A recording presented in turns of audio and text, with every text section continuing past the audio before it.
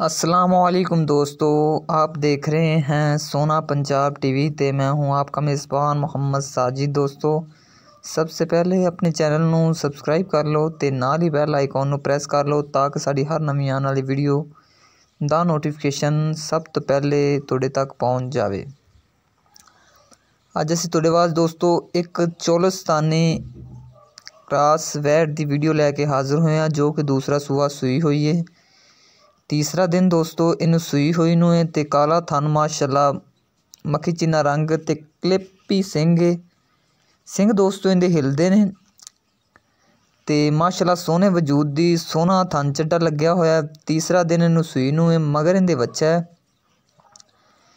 ते दोस्तों हाज़र टाइम इस वैट थल्ले 14 लीटर दुध जो कि मालकां दा कहना भी असीं चुआवांगे बच्चे नूं छड्ड के।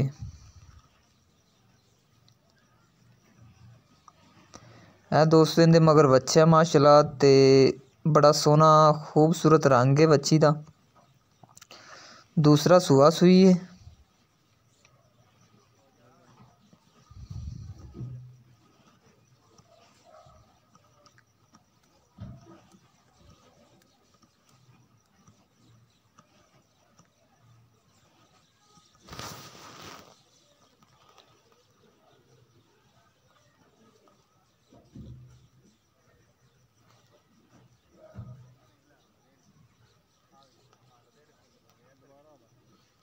है दोस्तों देख लो सिंह भी हिलदे ने।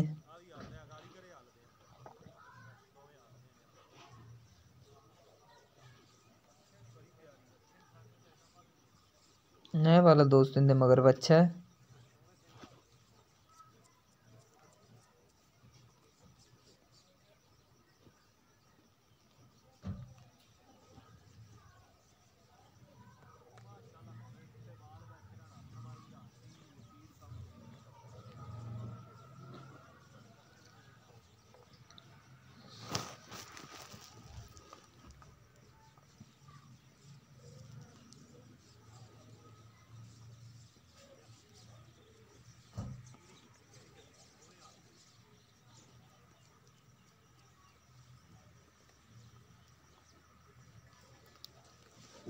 मालिक इहदी दोस्तों इस दूजन चोलिस्तानी क्रास वैट की कीमत 1,65,000 रुपये करते हैं जिंदे चों कहते ने थोड़ा बहुता प्यार मुहब्बत भी कर लागे। अगर दोस्तों यह वाली वैट किसी मेरे वीर भाई नूं पसंद आती है तो साडे नाल राबता कर सकता है। साडा राबता नंबर हैगा 0304 96 13 234 साडा राबता नंबर है दोस्तों।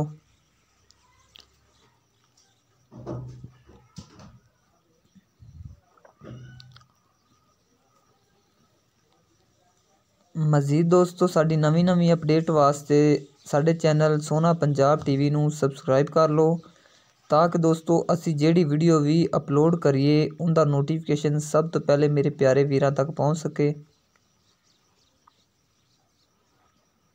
उम्मीद करना दोस्तों अज वाली वीडियो तुहानूं अच्छी लगी होवेगी। मिलने एक नवी वीडियो दे नाल। अल्लाह हाफिज़।